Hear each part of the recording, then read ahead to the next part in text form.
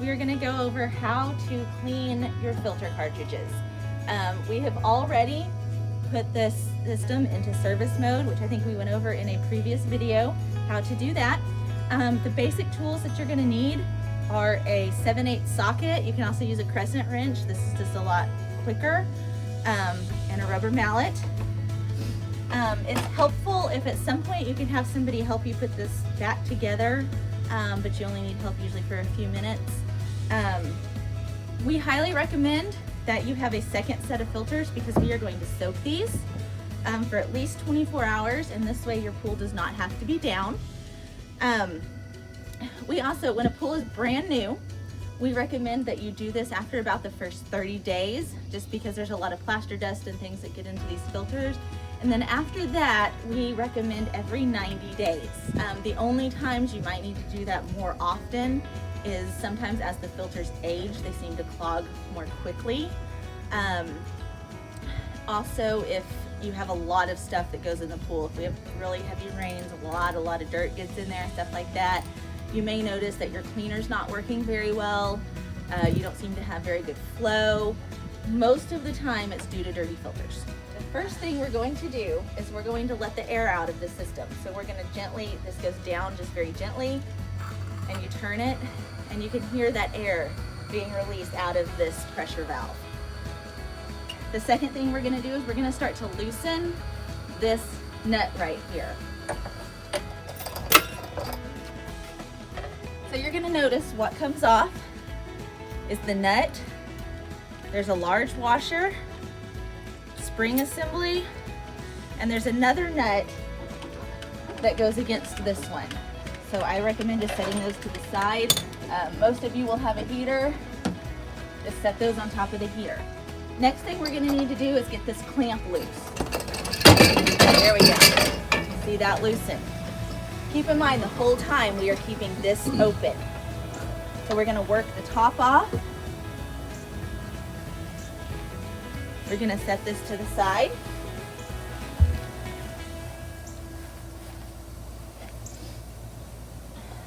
And you're going to see this manifold assembly.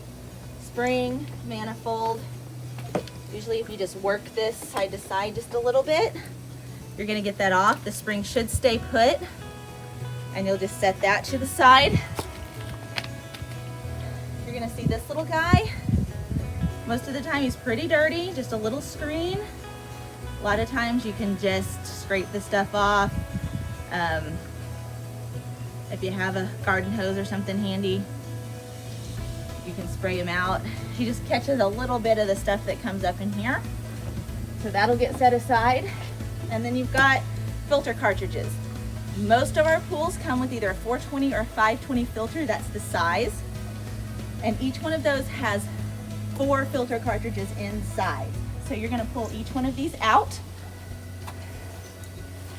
set them to the side somewhere. By the time they've been cleaned and dried out, they actually don't weigh very much at all. I want you to look down inside here. I think Nancy's already showing you. You have something that looks very almost identical to your upper manifold. So you're gonna, this one's not very dirty. Sometimes you can't even see this. So much sand and grime and grass gets down in here, you can't see this. You can do one of two things. You can drain it out using the plug way down here, which is very difficult to get to, or you can just shop vac the basin out if need be, to get all that extra stuff out of it. The second thing you want to do is you want to pay really close attention to this O-ring. You can see it likes to kind of pop out of place. This one has been lubed, which is something we recommend you do every couple of times you take this out. And you want to make sure there's nothing, no soot, no grime, nothing like that on it, because it can cause the filter to leak. So now we're going to put our new filters in. If you don't have a second set of filters, you're going to soak your dirty ones for at least 24 hours. We recommend a trash can like this. You can tell these larger filters don't fit in the trash cans all the way, so after about 12 hours or so, flip them over to get the bottom part of them. Doesn't hurt at all to soak them longer if you don't have time to spray them off. So you would take those, you might rinse off some of the big stuff, soak them. We recommend a combination of Filter Magic, which is something that eats away at some of the grease and oils that get on these filters, and a good dish soap, a Dawn, something like that. So you'll put about half a bottle of the Filter Magic and 4 or 5 really good squirts of a dish soap. Soak them, fill it up completely, at least 24 hours, and then you're gonna spray them off. Do not use a power washer. Don't take them to the car wash. You're gonna wanna use your hose. We have something called a filter flosser, which is a thing that goes on in the hose, and it's actually curved like the filter, and it gets in all these pleats. That's a really good thing to use. You can also just use a sprayer on the end of your garden hose. You want to be very careful not to damage these bands. That's your primary reason for not using pressure washers. It can tear up the bands. It can also tear up the paper. So you're going to take your new filters. You're going to stick them in. I showed you this manifold at the bottom. You're going to feel those fall into place. Kind of give them a little twist to make sure they're snug. Okay, 4 filters are in. The next piece of the puzzle is our screen. Just fits right back on top of there. We have our manifold. Slides over. Sometimes you just have to wiggle it a little bit. Just make sure they're good and snug down inside there. If you have a little trouble, it's not, uncommon to need to use your rubber mallet just to tap those ever so lightly. Some fit a lot more snug than others. Okay, we're gonna double check our O-ring. Make sure that in the transfer process with all the filters, we didn't get anything on there. I think we're good to go. We're gonna go back and put the top back on. We're gonna slide that on. Make sure it's good and snug. We're rotating so that we get the pressure gauge. You want to set them? Okay, so we get the pressure gauge where we want it. I'm gonna grab our assembly. This is where it's handy to have the second person. I'm gonna try to get this on myself. If not, we may pause for a minute and get a second hand. But it is a little bit difficult sometimes to get this seated. I think we're good, so we're gonna put our smaller washer on. These 2 pieces of the ring are about this far apart, about one of these lines. You wanna get that as close as possible. So to do that, we're just gonna start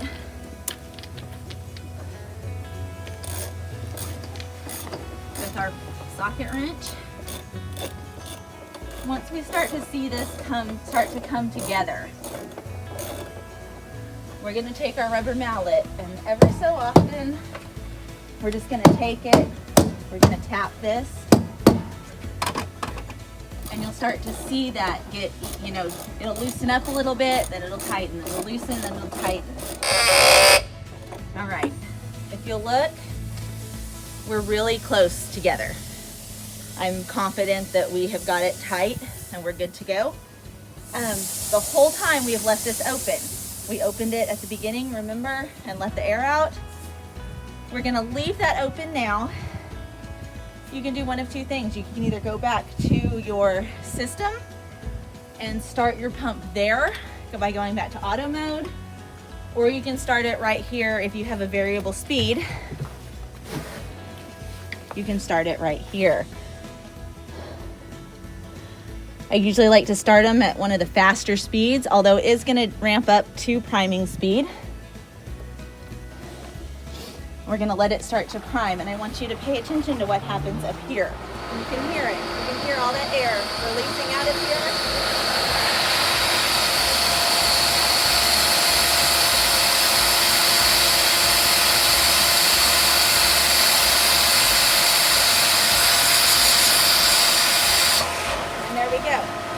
That's how you know you've let all the air out. So the one thing you really want to pay attention to is that you don't have any leaks around here. Now obviously, right over here where we just let that out, you're going to see some water that's coming down right here. A lot of times you can just do that and it'll start to go away.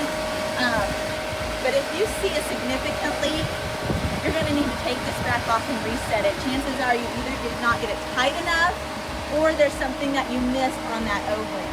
So you'll really want to kind of pay attention. If you have a small one that you think might be from the water you released from here, give it a day, and if it's still leaking, it probably is a leak. It's not from here.